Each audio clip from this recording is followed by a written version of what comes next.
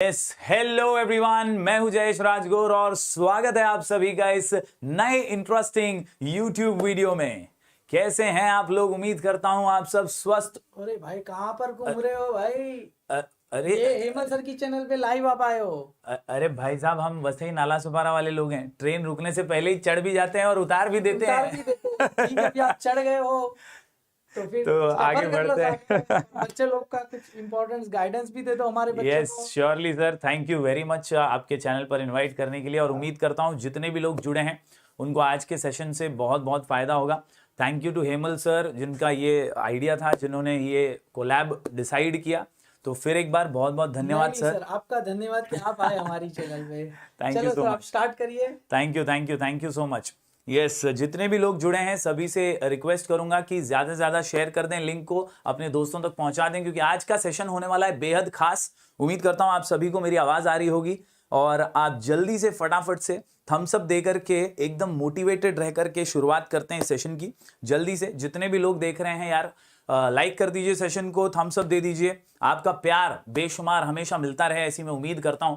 आज का सेशन जो है ये रोड मैप भी डिसाइड करने वाला है कि अगले कुछ दिनों में आपको अकाउंट्स के साथ इकोनॉमिक्स को कैसे बैलेंस करना है।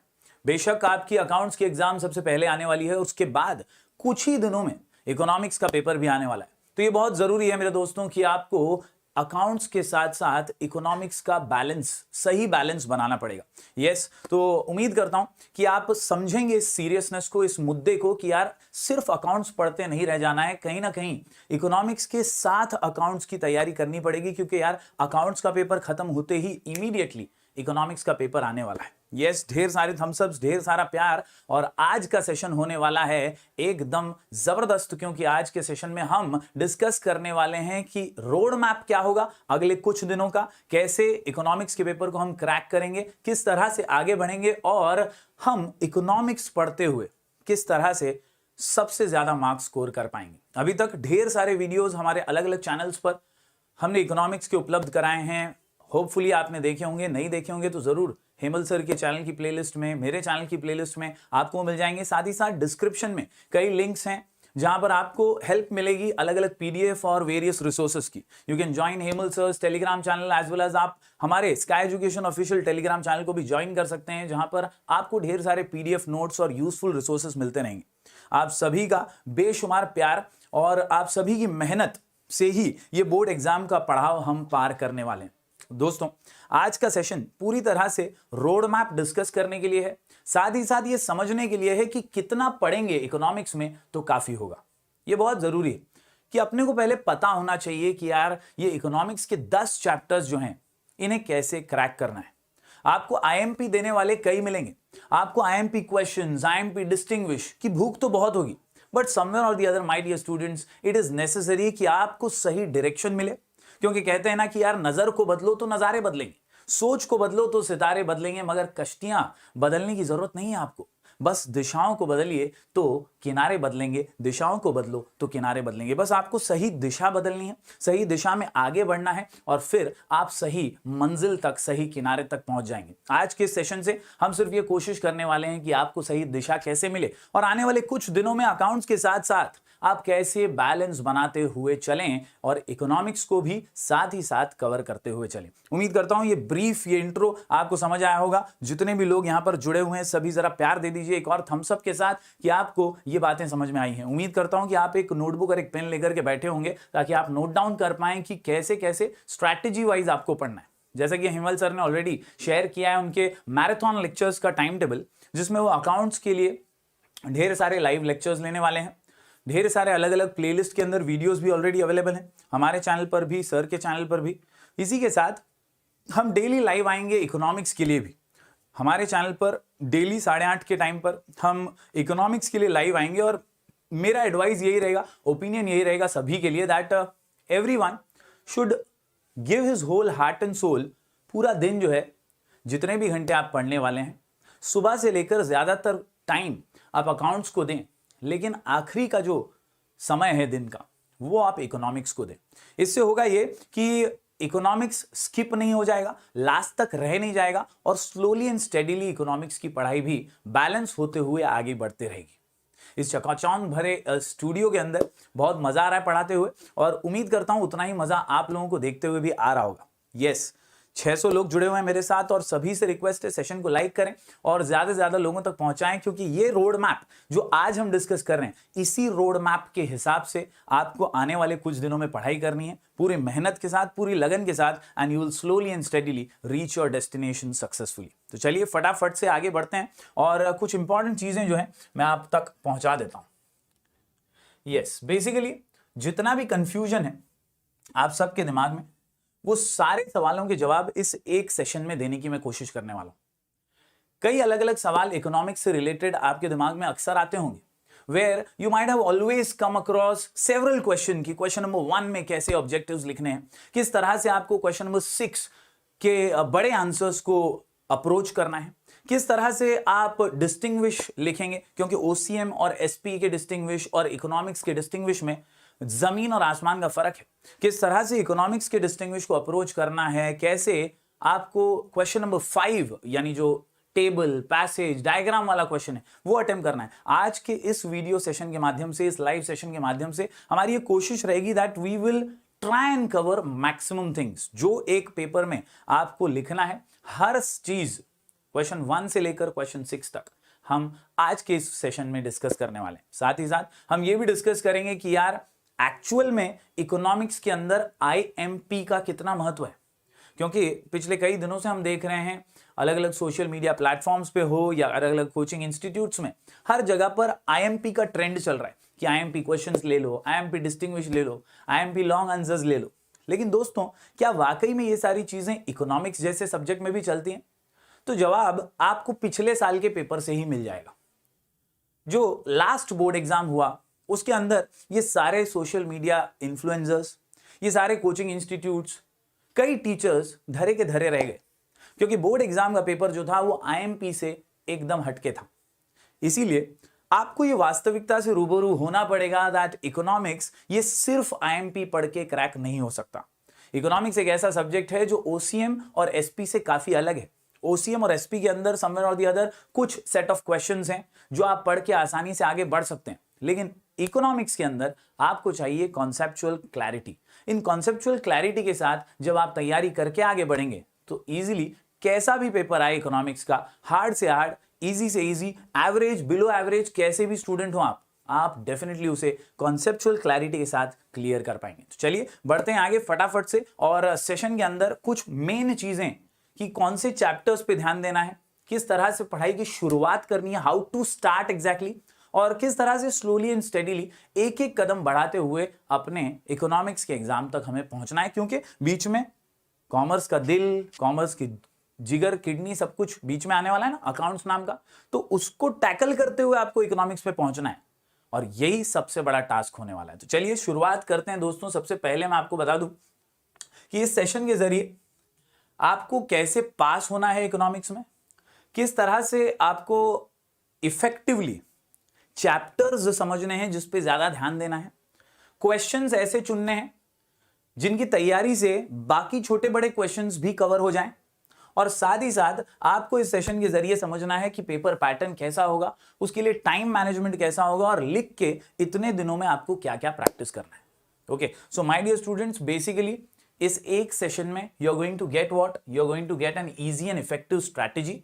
आपको एक इजी इफेक्टिव स्ट्रैटेजी तो मिलेगी, साथ ही साथ आपको आईएमपी चैप्टर्स और इंपॉर्टेंट क्वेश्चंस मिलेंगे। ये वो आईएमपी चैप्टर्स या आईएमपी क्वेश्चंस हैं जो आपको ओवरऑल कॉन्सेप्चुअल क्लैरिटी देंगे।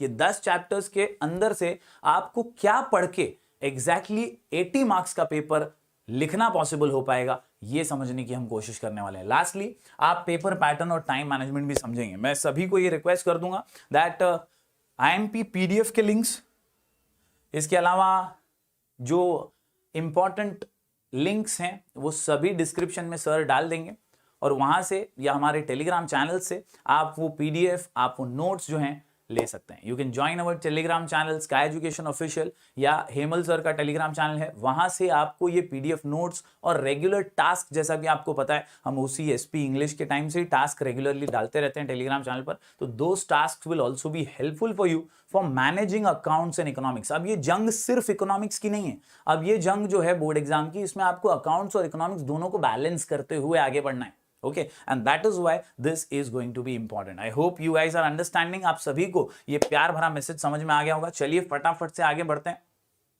आपके सामने दोस्तों ये जो है, ये है अपना वेटेज, या हम कह सकते हैं डिस्ट्रीब्यूशन ऑफ मार्क्स।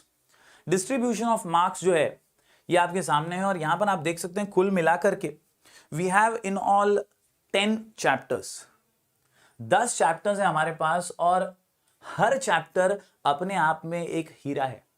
इकोनॉमिक्स के अंदर सबकी अपनी अपनी वैल्यू है, लेकिन अगर आप गौर से यहां पर मार्किंग स्कीम को देखें तो आप समझ जाएंगे कि यार अगर कोई बोल रहा है ये चैप्टर मत पढ़ या वो चैप्टर मत पढ़ या ये वाला ही करके जा, तो वो वाकई में आपको बेवकूफ बना रहा है। समवेयर और दी अदर आप देख सकते हैं कि सारे चैप्टर्स या तो 7 या तो 8 या तो 7 या तो 8 मार्क के लिए हैं। सिर्फ एक ही चैप्टर है नीचे ग्राउंड फ्लोर पे, फॉरेन ट्रेड वाला चैप्टर, यस दिस वन।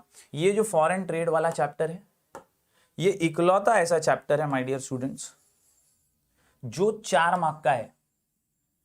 तो ये एक आध चैप्टर अगर आप स्किप कर रहे हैं तो बात अलग है, लेकिन इसके अलावा इन बचे हुए कुछ दिनों के अंदर कैसे बाकी के चैप्टर्स को आसानी से सिंपल तरीके से कवर करना है, वो आप हमारे ऊपर छोड़ सकते हैं।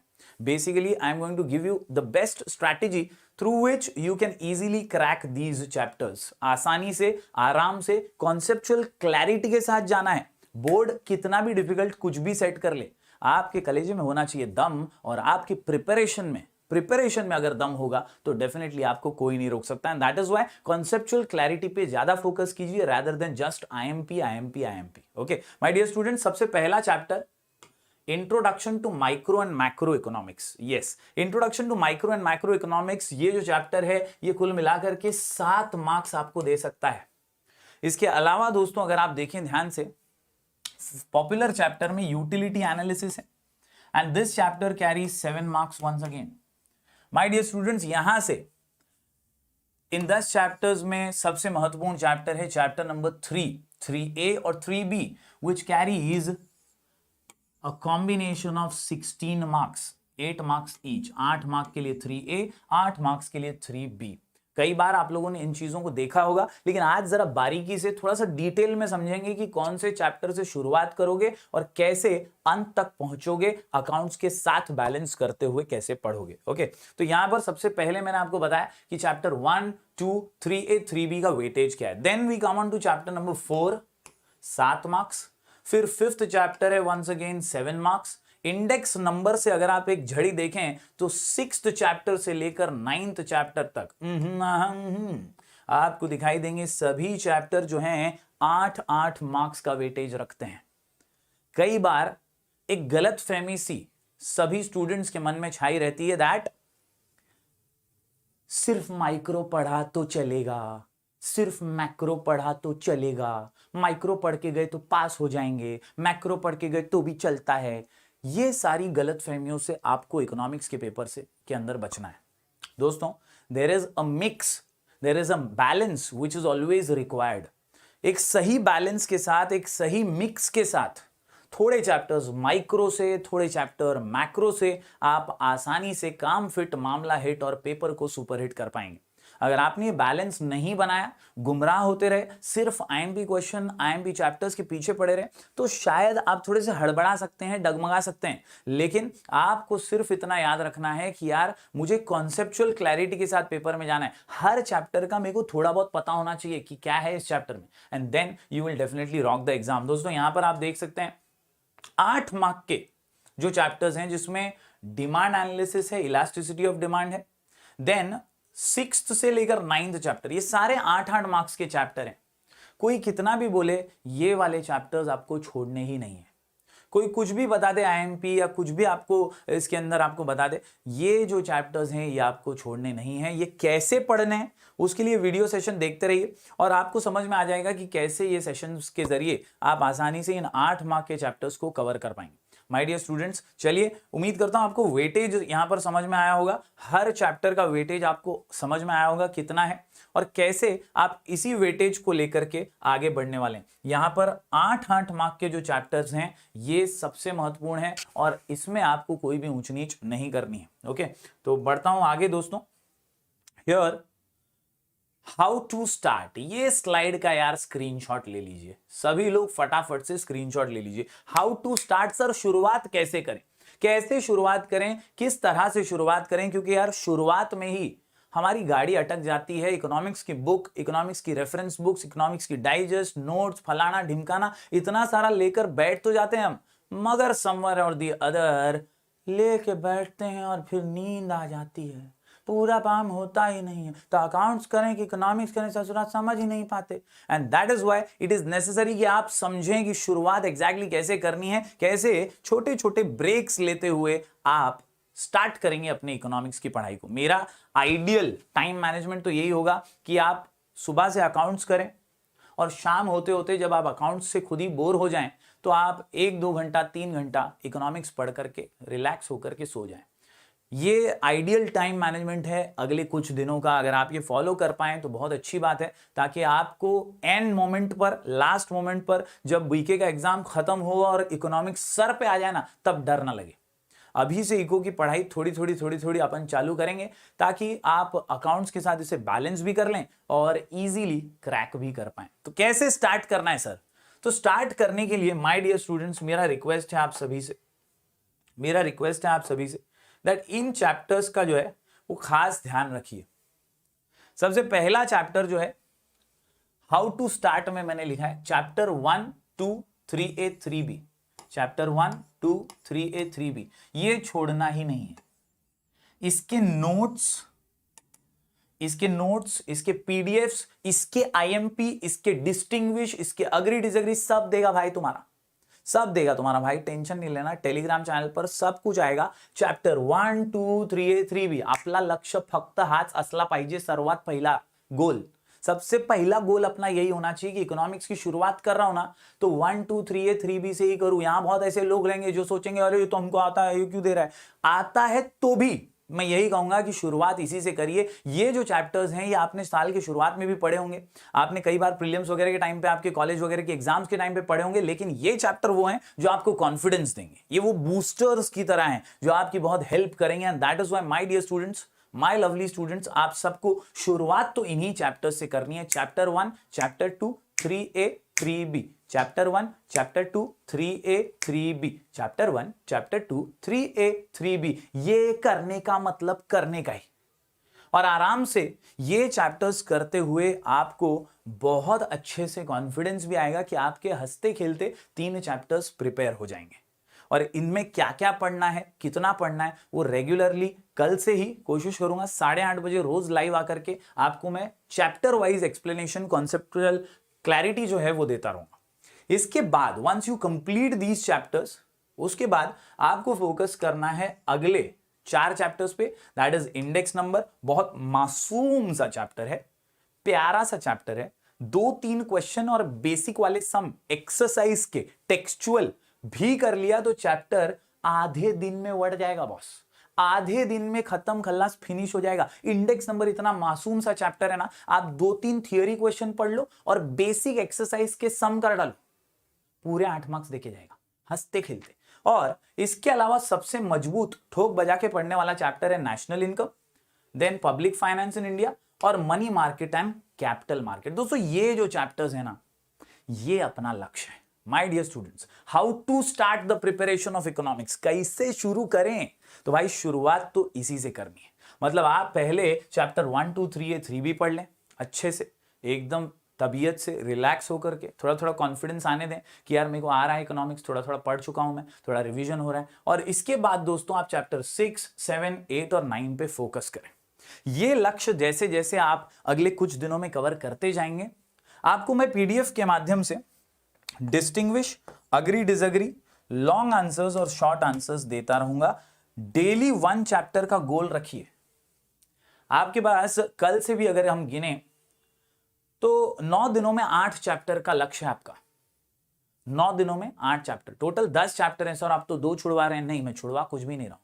जो आईएमपी, डिस्टिंग्विश, जो अग्री डिसएग्री, जो लॉन्ग आंसर शॉर्ट आंसर्स करेंगे ना, उसमें भी अपन जो छोड़े हुए 2 चैप्टर्स होंगे उसका कुछ ना कुछ जरूर कवर करेंगे। तो टेंशन लेने वाली बात है ही नहीं। माय डियर स्टूडेंट्स, यहां पर आपके सामने जो स्क्रीन है यही सबसे मजबूत स्क्रीन है। इससे अच्छा मैनेजमेंट और इससे अच्छा प्लानिंग मुझे नहीं लगता कुछ हो सकता है। ये एकदम बेसिक है, ये एकदम सिंपल सी चीज है जहां आपको शुरुआत 1 2 3 से करनी है, 3A और 3B। इसके अलावा आपको 6 7 8 9 पे फोकस करना है। इतना समझ में आया तो जरा फटाफट से थम्स अप देने का। 1000 लोग दिखाई दे रहे हैं मेरे को, जल्दी से प्यार बरकरार रखिए। और ये आपको शुरुआत कैसे करनी है इकोनॉमिक्स की अगले कुछ दिनों में ये समझ में आया तो फटाफट से लाइक ठोको, थम्स अप दे डालो। चैट सेक्शन में मुझे बहुत सारे थम्स अप की बारिश चाहिए जल्दी से। Come on everyone.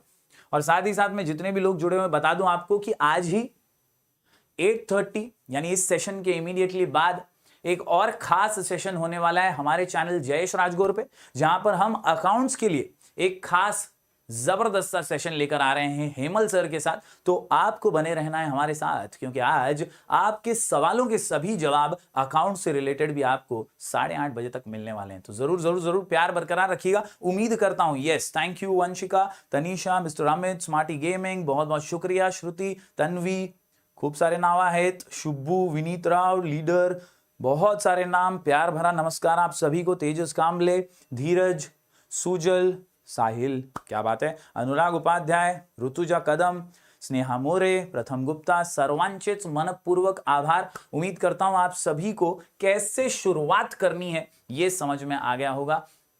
ये कुछ चैप्टर्स है ना जो कोई कितना भी बोले छोड़ना नहीं है बस। जितने भी लोग देख रहे हैं यही है आपका रोड मैप, यही है आपका गेम प्लान। इसको जो बोलना है बोल लो, इसी से आपका बेड़ा पार होने वाला है। माय डियर स्टूडेंट्स, अब बढ़ते हैं आगे और समझ लेते हैं कि कैसे एग्जैक्टली आपको पेपर को अप्रोच करना है। क्योंकि इकोनॉमिक्स का पेपर है ना, मैं ये मानता हूं कि इंग्लिश के बाद सबसे लेंदी पेपर निकलता है। अक्सर इंग्लिश में हमें ये शिकायत होती है कि पेपर कंप्लीट नहीं होगा, पेपर कंप्लीट नहीं हुआ, लास्ट का ये छूट गया ना, वो छूट गया ना, ऐसा छूट गया, वैसा छूट गया। इकोनॉमिक्स में भी कई बार ऐसा होता है। It is a very lengthy paper और बड़े आंसर्स, लॉन्ग आंसर्स लिखते लिखते कई बार ऐसा महसूस किया जाता है कि बच्चों का कुछ ना कुछ छूट जाता है। तो आपको हर क्वेश्चन में कितना लिखना है, क्योंकि कई बार हमें क्वेश्चन ऐसे बच्चे पूछते रहते हैं। मैंने अक्सर बच्चों से सुना है ये कि सर डिस्टिंग्विश में कितना लिखने का, सर अग्री डिसएग्री में कितना लिखने का। How much to write is a bigger question, क्योंकि कई बार इकोनॉमिक्स का पेपर लिखते लिखते हम खुद अल्फ्रेड मार्शल बन जाते हैं और ले फेकोलॉजी, ले ठोकोलॉजी, ये आंसर बड़े बड़े लिखते जाते हैं। लॉ उसमें आ गया, law of demand, law of supply जैसा कोई लॉ आ गया तो लॉयर बन जाते हैं। अपने को ऐसा लगता है ओह मैं ही अल्फ्रेड मार्शल हूं, और ले भर भर के लिखते जाते हैं।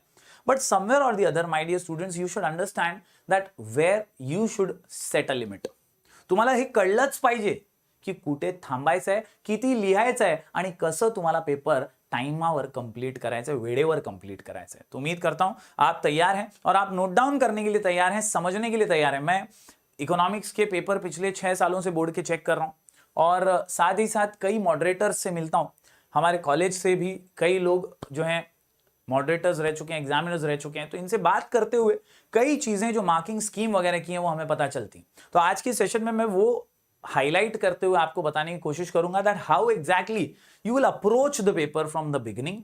कितना लिखना चाहिए कौन से क्वेश्चन में, आप नोट डाउन करते जाइए और उसके हिसाब से आप आगे बढ़ते जाइए। यस, इंडेक्स नंबर काय, आपण सर्वच चॅप्टर जे आहेत डीसी बनी सारे चैप्टर, इंडेक्स नंबर क्या, हर चैप्टर में एक्सप्लेन करूंगा, डिटेल में करूंगा, टेंशन लेना नहीं। आज का जो सेशन है ये खास तौर पर पेपर प्रिपरेशन और रोड मैप डिस्कस करने वाला है। कैसे कौन से क्वेश्चंस को अटेम्प्ट करना है वो डिस्कस करने वाला है डिटेल में। सभी चैप्टर्स के वीडियोस जो है लगातार आते रहेंगे। ऑलरेडी अपने चैनल पे जयेश राजगौर पे हैं, आप वहां पर जाकर भी प्लेलिस्ट को चेकआउट कर सकते हैं। टेलीग्राम चैनल की लिंक सर डिस्क्रिप्शन में डाल देंगे, वहां से भी आपको ढेर सारे रिसोर्सेस हर चैप्टर के मिलते रहेंगे। चलिए फटाफट से बढ़ते हैं आगे। उम्मीद करता हूं ये पहली जो स्लाइड है जहां पर हाउ टू स्टार्ट का सवाल है वो आपका क्लियर हो गया होगा और आपको समझ में आया होगा कि how exactly you are going to approach in the next few days. बढ़ते हैं आगे, पेपर पैटर्न की बात करते हैं।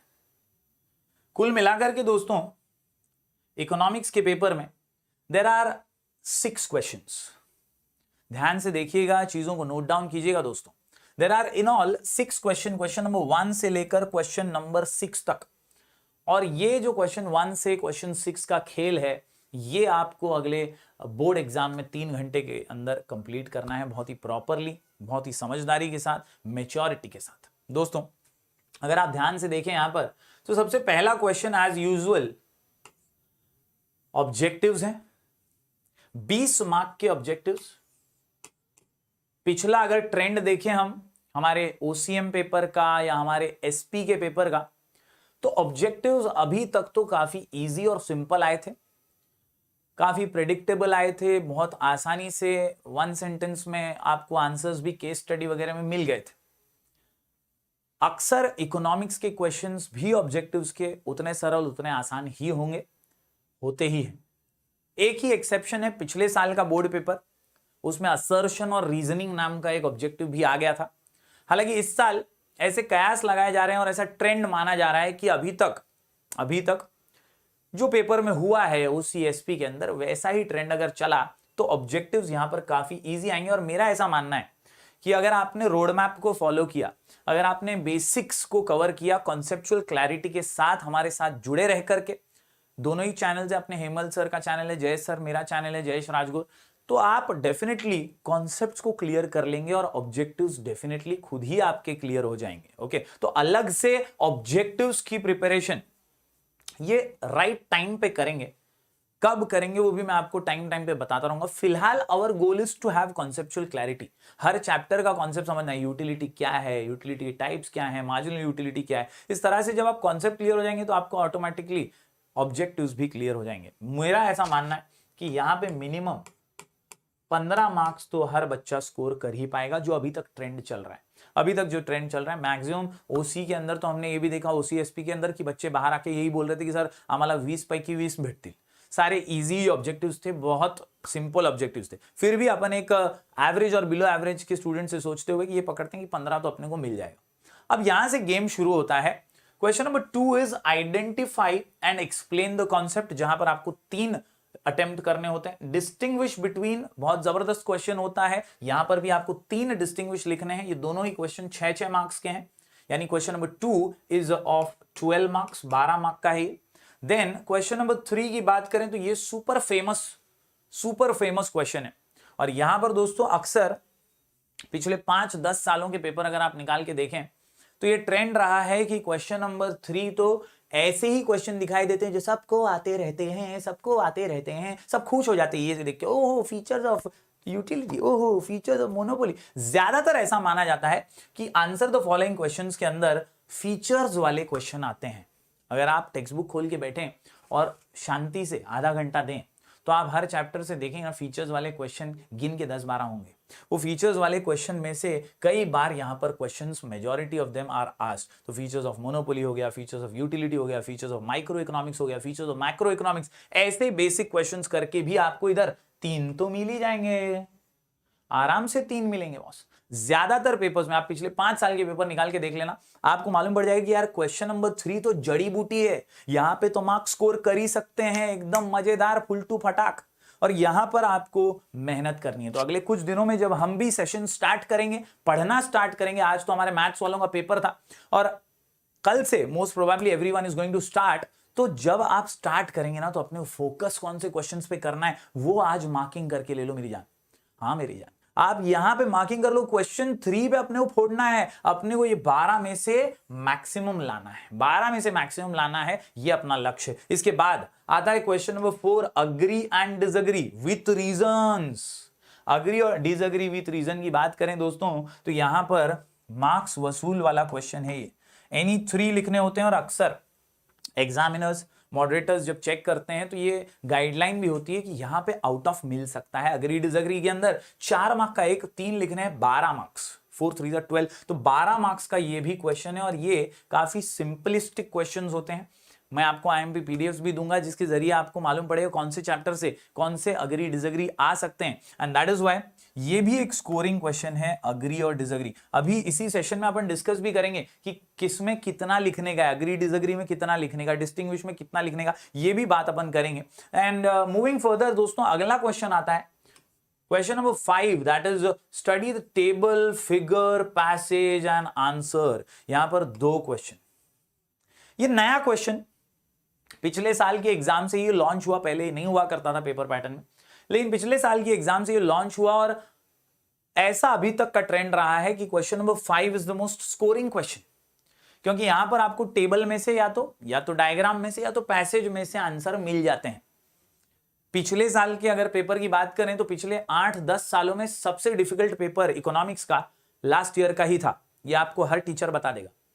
सबसे डिफिकल्ट पेपर था इकोनॉमिक्स का, लेकिन फिर भी उस सबसे डिफिकल्ट पेपर में क्वेश्चन नंबर 5 सबसे इजी पूछा गया था, सबसे इजी पूछा गया था। यहाँ पे डायग्राम्स दिए गए थे और आपको पहचानना था कि टाइप्स ऑफ इलास्टिसिटी कौन सा है। ऐसे सिंपल क्वेश्चंस आते हैं। कई बार आपको यूटिलिटी के कुछ डायग्राम्स आ जाएंगे, लॉ से रिलेटेड, डीएमयू से रिलेटेड, और वो डायग्राम को आपको जो है उसके बेसिस पे आपको क्वेश्चन आंसर्स पूछे जाते हैं। कई बार आपको टेबल दिया जाता है और टेबल को कंप्लीट करना होता है। इनकम्प्लीट सा टेबल टेक्स्ट बुक में से ही आएगा और उस इनकम्प्लीट टेबल को, जैसे मार्केट डिमांड का है तो मार्केट डिमांड में अपन ए बी सी तीनों कंज्यूमर के डिमांड को टोटल मार डालते हैं। तो यहां पे आपको अधूरा सा टेबल दिया होगा, आपको क्वेश्चन आंसर्स के अंदर बेसिकली उसे कंप्लीट करना होगा। तो यहां पर ज्यादातर ऐसा देखा जाता है एक सेंटेंस का आंसर, बेसिक 1 सेंटेंस आंसर आता है, या टेबल को फिल करने लायक, या डायग्राम को बनाने वाला क्वेश्चन, इस तरह के क्वेश्चन आते हैं। एनी 2 सबसे इजी क्वेश्चन और स्कोरिंग क्वेश्चन होगा क्वेश्चन नंबर 5, 8 मार्क के लिए। एंड देन सबसे बड़ा हाथी, सबसे बड़ा question, that is question number 6, जड़ी बूटी question, long answer the following in detail. यहां पे 2 बड़े बाहुबली क्वेश्चंस आते हैं, 2 बड़े बाहुबली क्वेश्चंस आते हैं और इन क्वेश्चन को आपको सॉल्व करके 16 मार्क्स मिलते हैं। बेसिकली 8 मार्क का एक है बॉस, बनता है बच्ची बमाए, 8 मार्क का एक क्वेश्चन, सबसे जड़ी बूटी क्वेश्चन होता है आंसर इन डिटेल। तो उम्मीद करता हूं आपको ये पेपर पैटर्न समझ में आ रहा होगा। दोस्तों पास होने की तो गारंटी है, कोई फेल नहीं हो सकता अगर थोड़ा बहुत भी सेशंस को देखकर जाए, बेसिक कॉन्सेप्ट्स को क्लियर करके जाए। इंटरनल में अगर उसको 10, 15, 12 मार्क्स भी मिले और इस पूरे पेपर में उसको 20 से 25 मार्क्स भी मिले तो पास तो कोई भी हो सकता है। मेरा ऐसा एडवाइस है कि आपको इतनी जो छुट्टियां मिली हैं बीके और इको के लिए, आपको एकदम शिद्दत से, एकदम मेहनत से, बिना प्रोक्रेस्टिनेट किए, बिना रिलैक्स किए, उसी जोश, उसी जुनून, उसी मेहनत से आगे बढ़ना है जो आपने इंग्लिश के पेपर में दिखाया था, जो आपने ओसी और एसपी के पेपर में दिखाया था, और मैथ्स वालों ने मैथ्स के पेपर में दिखाया था। You don't have to sit relax. आपने वो कछुए और खरगोश की कहानी तो सुनी है। वो जो खरगोश था हमारा, वो कभी हारता ही नहीं बेचारा, कभी हारता नहीं, लेकिन नाम उसका जो था वो खराब हो गया बेचारे का, उस कहानी की वजह से कलंक लग गया उसके ऊपर। आज भी अगर रेस लगा ले तो जीत ही जाएगा, लेकिन उस समय वो हार गया। क्यों? क्योंकि सो गया। रास्ते में उसे लगा कि सो ही जाते हैं, कछुआ बहुत दूर है ससुरा, बहुत दूर है, बहुत दूर है, बहुत दूर है, ये सोचकर वो सो गया और छोटा सा कछुआ जो बहुत धीमी चाल चलता था वो भी जीत गया। ये कलंक आपके सर पे ना लगे, इसलिए आपको इन छुट्टियों को बहुत संभल करके, बहुत वाइजली और बहुत नाइसली यूज करना है। उम्मीद करता हूं आपको ये पेपर पैटर्न जो है कॉन्सेप्चुअल क्लैरिटी के साथ कैसे क्लियर करना है वो समझ में आया होगा। पेपर पैटर्न अगर समझ में आया तो जरा फटाफट से चैट सेक्शन में थम्स अप ठोकिए जल्दी से। 1100-1200 के करीब लोग देख रहे हैं, आप सभी को बहुत बहुत प्यार। Yes, thank you so much each one of you, बहुत बहुत प्यार आप सभी को। यस, बहुत बढ़िया। जितने भी लोग देख रहे हैं उम्मीद करता हूं आपको ये पेपर पैटर्न समझ में आ गया होगा। फटाफट से थम्स अप देने का बॉस। यस, क्या बात है। जागृति, शिवांग, भदौरिया, क्या बात है। मैथिली, शीतल, संध्या, क्या बात है। Mansi, very good, that's great, that's great. बहुत सारे लोग जुड़े हुए हैं। एस्तर, नटराजन, सनी, अनिकेत, लीडर, देव, रावत, आकांक्षा यादव, गुप्ता जी बहुत बहुत शुक्रिया, राजन मिश्रा, अभी, सभी लोगों को बहुत बहुत प्यार, आप सब इतना सपोर्ट कर रहे हैं उसके लिए बहुत बहुत शुक्रिया तहे दिल से। Yes, love you all. उम्मीद करता हूं आपको ये पेपर पैटर्न जो है ऑलमोस्ट समझ में आया होगा और आप ऑलमोस्ट ये बातें समझ पा रहे होंगे कि किस तरह से अगले कुछ दिनों में आपको अकाउंट्स के साथ इकोनॉमिक्स को बैलेंस करना है। मराठी लैंग्वेज का पेपर, ओके, वो भी हम शेयर कर देंगे दोस्तों। बहुत बढ़िया, ऋतुजा जी हाय, अनुराग उपाध्याय, जो लोग भी फर्स्ट डे से जुड़े हुए हैं हेमल सर के चैनल पर, मेरे चैनल पर, आप सबको बहुत बहुत प्यार। ज्यादा से ज्यादा लोगों तक पहुंचाइए इस सेशन को। अभी हमने पेपर पैटर्न डिस्कस किया है, हमने देखा है कि किस तरह से आपको कौन से चैप्टर से शुरुआत करनी है। अब आगे बढ़ते हुए इस सेशन में हम डिस्कस करेंगे कि how exactly and how much exactly you should write, क्योंकि लिखना ही तो सबसे बड़ा टास्क है। कई बार भावनाओं में बह जाते हैं और बहुत सारा लिखने लग जाते हैं। जैसे स्पेशली अगर बात करें क्वेश्चन नंबर 6 की, ये क्वेश्चन नंबर 6 में एक जमाना था हमारा जब पेपर में लॉ ऑफ डिमांड देख के लोग पागल हो जाते थे, लॉ ऑफ डिमांड आगे मैं पढ़ के गई हूं यही है, और फ्लो में इतना ज्यादा लिखने लग जाते थे कि टाइम मैनेजमेंट से हाथ धो बैठते थे और अंत में आकर के कुछ ना कुछ छूट जाता था। सो माय डियर स्टूडेंट्स, आपको अब यह समझना है कि कैसे इन क्वेश्चंस को अटेम्प्ट करना है और किसमें कितना लिखना है। तो जितने भी लोग जुड़े हुए हैं जरा ध्यान दीजिएगा। Let us move ahead. इसी सेशन में let us cover how much to write. शुरुआत करते हैं 2A आइडेंटिफाई द फॉलोइंग के साथ। यस, सबसे पहला क्वेश्चन ऑब्जेक्टिव्स के बाद का सबसे पहला question, that is question number 2A identify the following. मैं जो भी आपको यहां पर दिखा रहा हूं ना, ये हम लोगों को जब बोर्ड का पेपर हम लोग चेक करते हैं तो एक येलो पेपर आता है, बहुत सारे टीचर्स ने आपको बताया भी होगा आपके कोचिंग इंस्टीट्यूट्स वगैरह में। तो वो जो येलो पेपर होता है उसके ऊपर मार्किंग स्कीम दी गई होती है मॉडरेटर्स द्वारा, चीफ मॉडरेटर्स द्वारा, बोर्ड द्वारा। वो जो मार्किंग स्कीम है वही मैं आपको यहां पर डिस्प्ले कर रहा हूं ताकि आप क्लैरिटी के साथ ये समझ पाएंगे इतना ही लिखने का है, उससे ज्यादा लिख के टाइम पास करने का नहीं है। यस, तो सबसे पहला क्वेश्चन है क्वेश्चन 2A आइडेंटिफाई। अब यहां पे क्या होता है एग्जैक्टली, यहां पे दोस्तों हो सकता है आपको एक सिचुएशन दी हो सकता है आपको एक क्वेश्चन दिया हो और उस क्वेश्चन में आपको सबसे पहले कॉन्सेप्ट को पहचानना है। 1 mark is for the right concept. 1 mark is for the right concept. For example, Hemal sir teaches accounts on YouTube. अब इतना सा आपको दिया है क्वेश्चन, आप पढ़ेंगे, आप बोलेंगे यार खाली हेमल सर अकाउंट्स थोड़ी पढ़ाता है, बहुत सारे टीचर हैं, बहुत सारे टीचर। इकोनॉमिक्स की परिभाषा से आपको वो कॉन्सेप्ट आइडेंटिफाई करना है। अगर हम मान के चलें खाली हेमल सर पढ़ा रहे हैं तो कौन सा कॉन्सेप्ट है? कॉन्सेप्ट है मोनोपोली। अगर एक ही टीचर पढ़ा रहा है तो ओनली वन मैन शो। लेकिन अगर बहुत सारे हैं तो यहां पर दोस्तों परफेक्ट कंपटीशन का उदाहरण भी आ जाता है। तो इस तरह से जो भी क्वेश्चन दिया हो आपको सबसे पहले कॉन्सेप्ट को पहचानना है और उस कॉन्सेप्ट को लिख के अंडरलाइन कर देना है। 1 मार्क आपको वहीं मिल जाएगा। दोस्तों, how to write question number 2A identify the following, 1 mark concept correct लिखने का। और इसके अलावा दोस्तों 1 मार्क फॉर एक्सप्लेनेशन। मतलब फॉर एग्जाम्पल आपने पहचान लिया पढ़ के कि यार कॉन्सेप्ट तो डिमांड का है, तो आपने लिखा डिमांड अंडरलाइन। अब डिमांड लिखने के बाद आपको उसको एक्सप्लेन करना है। What is demand? तो demand is what? Desire plus ability plus willingness to pay.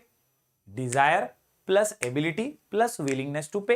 इस तरह से अगर आप उसको प्रॉपरली 2 लाइनों में एक्सप्लेन कर देते हैं तो आपको एक और मार्क मिल जाता है।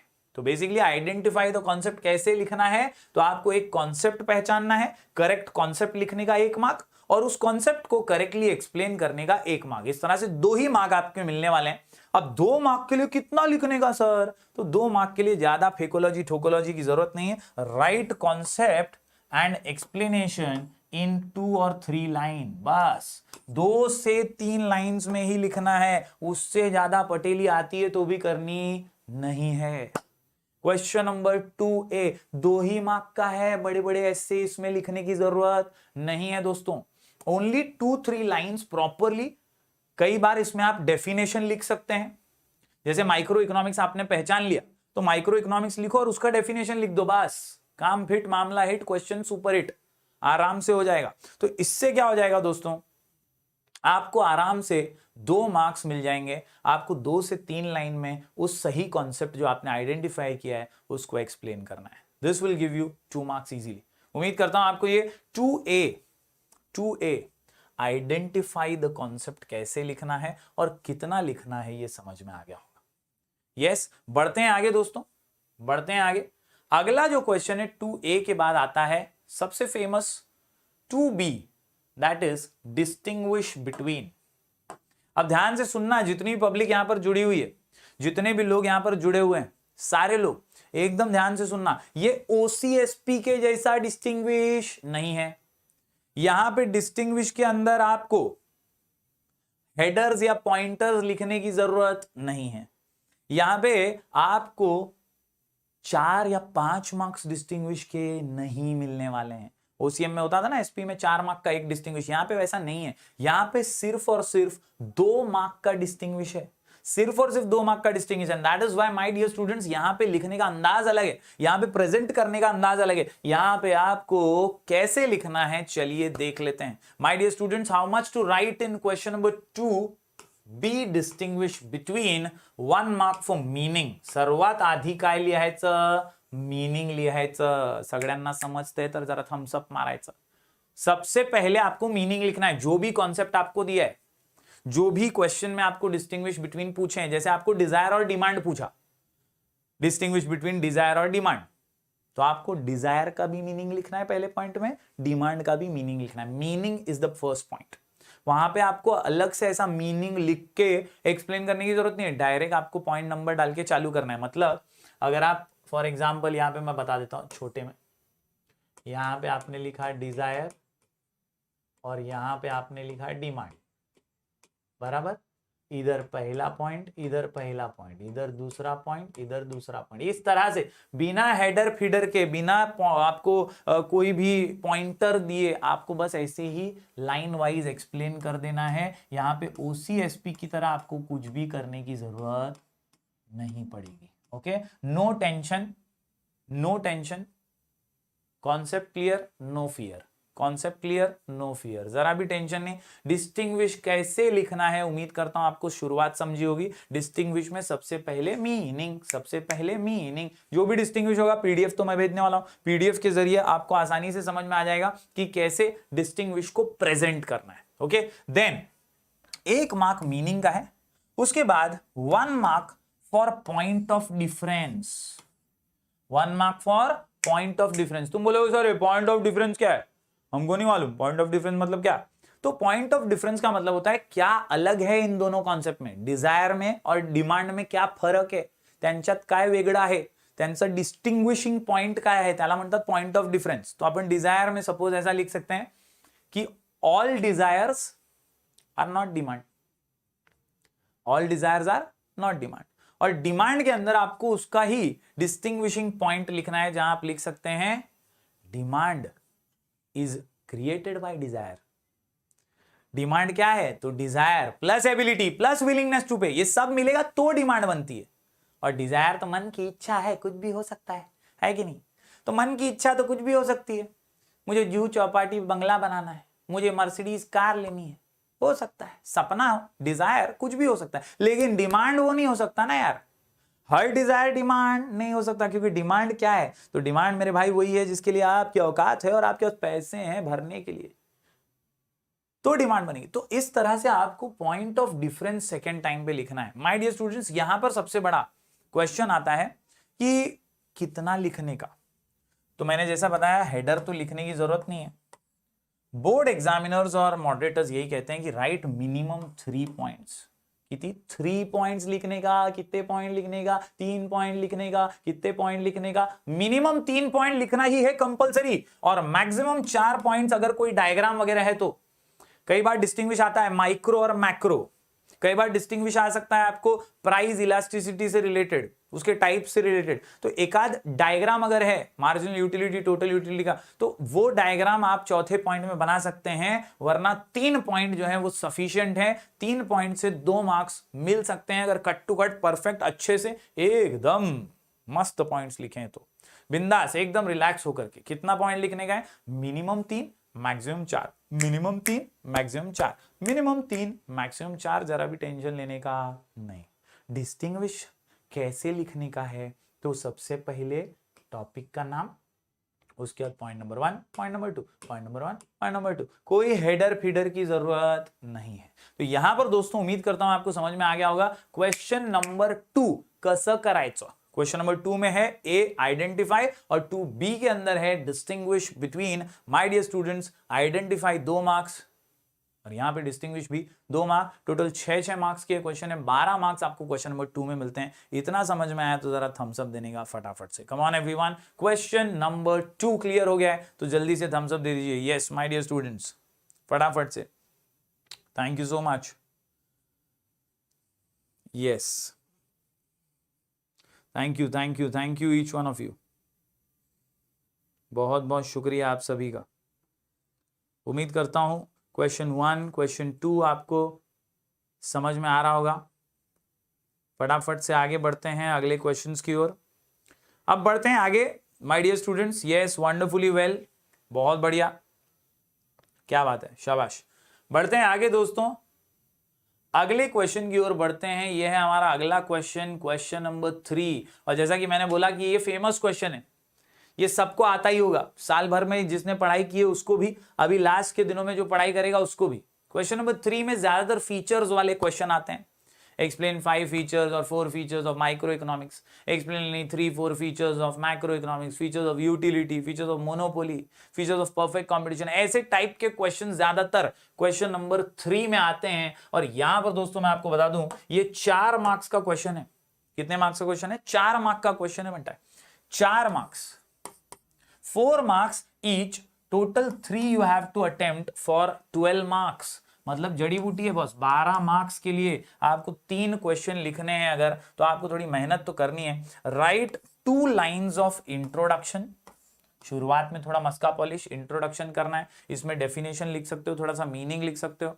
Then present answer point wise, ये भूलो मत यार, पॉइंट वाइज लिखने से मस्त इंप्रेशन गिरता है। कुछ लोग माइंड मैपिंग भी करते हैं, बहुत अच्छे से माइंड मैपिंग करोगे तो भी चलेगा। और अच्छे से पॉइंटर्स डाल के मस्त से आप प्रेजेंट करो। फॉर एग्जाम्पल अगर अपन बात करें फीचर्स ऑफ यूटिलिटी, तो आप यूटिलिटी ऐसा सेंटर में लिख सकते हो मस्त से, और ऐसे ऐसे करके आराम से पॉइंटर्स डाल सकते हो और अलग अलग फीचर्स जो हैं यूटिलिटी के वैसे बना लो पहले। क्वेश्चन में अगर 4 फीचर्स पूछा है तो 5 लिखो, 5 बोला है तो 6 लिखो, एक ज्यादा ही हमेशा लिखो जितना पूछा होगा उससे। ओके, लेकिन सर कितना एक्चुअली में बोर्ड बोलता है लिखने के लिए, तो आपको यहां समझना है that minimum 5 maximum 7 points, minimum 5 maximum 7 points, उससे ज्यादा लिखना नहीं है। हर पॉइंट में 2 से 3 लाइन लिखना है बस। Minimum 5 point, minimum 5 point, maximum 7, उससे ज्यादा लिखना ही नहीं है। आराम से आप इतना क्वेश्चन नंबर 3 में स्कोर कर सकेंगे। Okay, I hope you guys have understood how to write question number 3। Question number 3 famous होगा और जब आप पेपर देखेंगे तो आपको समझ में आ जाएगा कि हाँ यार ये तो अपने को आता है। बढ़ते हैं आगे, moving on to question number 4, super famous. Question number 4 की बात करें तो ये है अग्री डिसएग्री। यार यहां पे मेरी एक शिकायत है आप लोगों से, बहुत सारे स्टूडेंट्स जो हैं वो अग्री डिसएग्री बोला है फिर भी ट्रू फॉल्स लिख देते हैं। ये गलती मत करो। पिछले कुछ सालों में मॉडरेटर्स बहुत स्ट्रिक्ट हो गए और वो हम टीचर्स को बोलते हैं कि ऐसे ट्रू फॉल्स लिहिला मार्क्स द्यायचे नाही, द्यायचेच नाही, एकदम समझत नाही का, अग्री डिसएग्री लिहिले, ट्रू और फॉल्स कसा लिख, ट्रू और फॉल्स लिखना नहीं है, येस और नो लिखना नहीं है। जो क्वेश्चन में बोला है do you agree with the statement या do you disagree with the statement, तो आपको लिखना है I agree with the statement या I disagree with the statement, बस। और कुछ पटेली करनी नहीं है ट्रू फॉल्स की, या कुछ भी एक्स्ट्रा वहां पर अलग से लिखना नहीं है। Okay, simple I agree with the statement, I disagree with the statement, याच्या पुढे काहीच जास्त ठोकम ठाकी करायची जरूरत नहीं, गरज नहीं। ओके, तो याद रखिए यहां पे मार्किंग स्कीम क्या है। क्वेश्चन नंबर 4 अग्री डिसअग्री में 1 mark 1 mark for correct agree या डिसअग्री। आपने अगर करेक्टली पहचान लिया कि यार जैसे price is the only determinant of demand, ऐसा क्वेश्चन आया, price is the only determinant of demand, तो यार ये तो गलत बोल रहा है, ऐसे कैसे हो गया है? तो आप वहां पे लिखेंगे I disagree with the statement, क्योंकि प्राइस अकेला थोड़ी है, और भी बहुत सारे फैक्टर्स हैं, और भी बहुत सारे डिटर्मिनेंट्स हैं, जैसे इनकम है, जैसे पॉपुलेशन है, जैसे अलग अलग टेस्ट, हैबिट्स, प्रेफरेंसेस हैं। तो इस तरह के बहुत सारे फैक्टर्स हैं, खाली प्राइस नहीं है। क्वेश्चन में अगर बोल रहा है खाली प्राइस, तो फिर वो आई डिसएग्री विद द स्टेटमेंट हुआ। तो 1 mark is for correct agree disagree and 3 marks for reasons. 3 mark आपको रीजन के मिलने वाले। तो बाइफरकेशन समझिए दोस्तों, 1 मार्क काय का है अग्री और डिसएग्री लिखने का, और 3 मार्क काय का है रीजंस का है। My dear students, correctly reason लिखने का 3 मार्क। इस तरह से ये 4 मार्क का बनता है, इस तरह से ये 4 मार्क का बनता है। तो ये बाइफरकेशन अगर आप समझ गए हैं तो आपको समझ में आ जाएगा अग्री डिसएग्री प्रेजेंट कैसा करना है। माय डियर स्टूडेंट्स, यहां पे मैं आपको बता दूं, पॉइंट वाइज ही प्रेजेंट करो रीजंस को, और कितने पॉइंट लिखो, 4 रीजन लिखो मिनिमम, मैक्सिमम 5, उससे ज्यादा नहीं। 4 में आपका काम हो जाएगा, 4 से ज्यादा लिखने की जरूरत नहीं है, लेकिन फिर भी आपके अंदर उछल उछल के आ रहा है कि और एक आता है और एक आता है, तो 5 लिखो, लेकिन 5 से ज्यादा लिखोगे टाइम वेस्ट हो जाएगा। कितना लिखोगे, सिर्फ 4 रीजंस लिखो, 1 मार्क्स तो आपको ऊपर मिलेगा आई अग्री आई डिसएग्री लिखने का। तो 3 मार्क बचे, 3 मार्क के लिए 4 रीजन, बस काम फिट, मामला हिट, पेपर सुपर हिट। समझे कि नहीं? तो आपको कितना लिखना है रीजंस, 4 रीजंस लिखना है। This is the most scoring question of the full paper. सबसे ज्यादा फुल मार्क्स इसी में मिलते हैं, मतलब पूरे 4 मार्क्स आपको एग्जामिनर दे सकता है अगर आप प्रॉपरली रीजंस वगैरह प्रेजेंट करें, अच्छे से रीजंस वगैरह प्रेजेंट करें। होपफुली आपको ये समझा होगा। क्वेश्चन नंबर 4, बढ़ते हैं अगले क्वेश्चन की ओर, जो कि सबसे फेमस है, नया क्वेश्चन है और काम भारी है इसमें। मंडळी इकडे लक्षात घ्यायचं, that how much to write in question number 5, table, diagram, passage वाले क्वेश्चन में। तो याद रखिए, सबसे पहले तो आपको रीड करना है क्वेश्चन अच्छे से, उसे अंडरस्टैंड करना है। टेबल दिया है तो टेबल को पढ़ो, कितना कंप्लीट है कितना इनकम्प्लीट है। डायग्राम दिया है ना, तो डायग्राम को समझो कि ये कौन से चैप्टर का है, कौन से चैप्टर का, यूटिलिटी चैप्टर का, MUTU तो नहीं है, डिमांड का कर्व तो नहीं है, सप्लाई कर्व तो नहीं है, कौन सा डायग्राम है, पहले वो आप प्रॉपरली अंडरस्टैंड कर लें। Once you understand that which type of diagram or which type of table is given or passage is given, only then read the questions and answer them। बहुत केसेस में अभी तक 2-3 पेपर जो भी हुए हैं बोर्ड के, पिछले पेपर्स जिसमें ये क्वेश्चन लॉन्च हुआ, तो आपको ये दिखेगा कि बहुत इजी ही क्वेश्चन थे। पिछली बार का सबसे डिफिकल्ट पेपर था, उसमें भी क्वेश्चन नंबर 5 सबसे इजी था, क्योंकि प्राइस इलास्टिसिटी के टाइप्स दिए हुए थे और टाइप्स को बस डायग्राम के आधार पर पहचानना था। तो वैसे ही क्वेश्चन आते हैं, attempt questions below it and rewrite them. खाली क्वेश्चन मत लिखो, ज्यादातर केसेस में क्वेश्चन नहीं लिखा तो भी सिर्फ आंसर लिखा तो भी चेक होता है, मार्क्स मिलता है, लेकिन रीराइट करो, क्वेश्चन लिखो फिर आंसर लिखो, क्वेश्चन लिखो फिर आंसर लिखो। इसी में क्वेश्चन नंबर 5 में, then make neat labelled diagram if required. अगर आपको बोला है ना डायग्राम बनाओ, क्योंकि कई बार टेबल दिया रहता है और बोलता है डायग्राम बनाओ, तो टेबल के बेसिस पे शांति से मस्त पेंसिल से डायग्राम बनाओ। इकोनॉमिक्स के पेपर में कोई ग्राफ पेपर की जरूरत नहीं है, जो अपना पेपर है, आंसर शीट है, उसी पे डायग्राम बनाना है। कोई ग्राफ पेपर मिलेगा भी नहीं और पूछना भी नहीं, इज्जत की भाजी पाली हो जाएंगी। ओके, तो you have to make the diagram on the answer sheet only, कोई अलग से ग्राफ नहीं है, ठीक है। तो डायग्राम अच्छे से बनाना, नीट और लेबल्ड बनाना। यहाँ पे हाउ मच टू राइट का प्रश्न उठता ही नहीं है, क्योंकि आपको जो है ज्यादातर 1 सेंटेंस वाले ही आंसर होंगे। यहाँ पे 3 ही ज्यादातर क्वेश्चन होते हैं, और वो 3-4 जो क्वेश्चन है 1 सेंटेंस टाइप के ही होंगे, और या तो टेबल कंप्लीट करने बोलेगा 2 मार्क के लिए, या तो डायग्राम बनाने के लिए बोलेगा 2 मार्क के लिए, और फिर 2 क्वेश्चन होंगे सिंपल, उनको आंसर करना होगा। 4 मार्क्स इस तरह से बाइफरकेटेड होंगे, 3 क्वेश्चन में आराम से आपको मिल जाएंगे, टेबल पढ़ के, डायग्राम पढ़ के या पैसेज पढ़ के। उम्मीद करता हूं दोस्तों क्वेश्चन नंबर 5 यहाँ पर आपको क्लियर हुआ होगा। बढ़ते हैं आखिरी क्वेश्चन की ओर। How much to write in question number 6। ये जो क्वेश्चन है, क्वेश्चन नंबर 6, आखिरी क्वेश्चन। माय डियर स्टूडेंट्स, ये जो आखिरी क्वेश्चन है ना, सबसे इंपॉर्टेंट क्वेश्चन है। अक्सर अगर कोई मुझे पूछता है कि इसमें कितना लिखने का, तो मैं उस स्टूडेंट को भड़क जाता हूं और बोलता हूं कि यार तू पागल है क्या?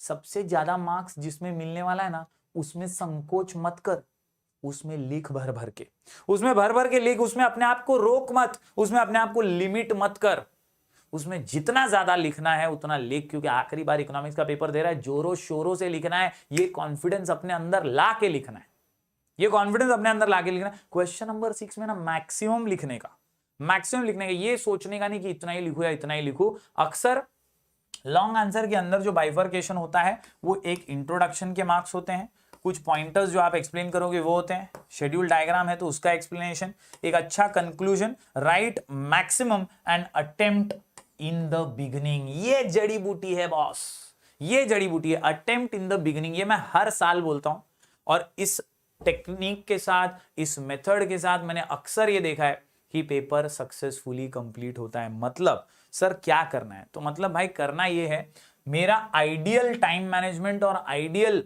वे ऑफ प्रिपेयरिंग द पेपर और presenting the paper is very simple. सर्वात पहिले क्वेश्चन नंबर 1 लिहायचं, ऑब्जेक्टिव्स, मस्त से ऑब्जेक्टिव्स लिखो, 20 मार्क के ऑब्जेक्टिव्स लिखो, उसके बाद क्वेश्चन नंबर 6 अटेम्प्ट करो। ये है मेरा ideal time management. I hope आप सबको समझा होगा। पहले क्वेश्चन नंबर 1 अटेम्प्ट करने का, फिर क्वेश्चन नंबर 6, 1 उसके बाद 6, 1 उसके बाद 6। तुम बोलोगे क्यों सर ऐसा? मैं बोलूंगा भाई सबसे बड़ा क्वेश्चन है, सबसे ज्यादा मार्क्स इसी में मिलने वाले, तो जब फ्रेश हो तभी लिखो। ताजा ताजा आप गए हो पेपर लिखने के लिए, 3 बजे का पेपर है, याद रखना भाई, भूलना मत बीके को।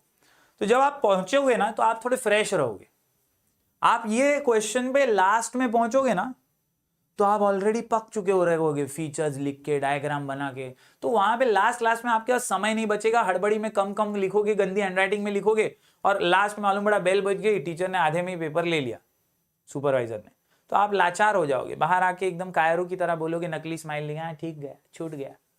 ऐसा अपने को नहीं चाहिए, अपने को कॉन्फिडेंस के साथ इस क्वेश्चन को अटेम्प्ट करना है। That is why question number 6 ये इंपॉर्टेंट क्वेश्चन है। यहां पे आपको याद रखना है मेरे दोस्तों कि क्वेश्चन 1 के बाद एकदम तुरंत क्वेश्चन 6 ही लिखने का। जब आप ताजा ताजा एग्जाम हॉल में गए हो ना क्वेश्चन नंबर 6 पढ़ने का, वहां पे डेफिनेटली 2 क्वेश्चन ऐसे होंगे जो आपको आते ही होंगे, और वंस आप उसको स्टार्ट करें, अपने आप को लिमिट ना करें। याद रखें ये बड़ा क्वेश्चन है, इसमें इंट्रोडक्शन होना ही चाहिए, इसके पॉइंटर्स अच्छे से एक्सप्लेन करो, शेड्यूल डायग्राम है तो उसको एक्सप्लेन करो, और अच्छे से कंक्लूजन देते हुए मैक्सिमम लिख दो। जब आप पेपर की शुरुआत में इससे लिखेंगे तो आप मैक्सिमम मार्क्स स्कोर कर पाएंगे। उम्मीद करता हूं क्वेश्चन 1 से लेकर क्वेश्चन 6 तक सारी बातें जो हैं अब तक की आपको समझ में आई होंगी।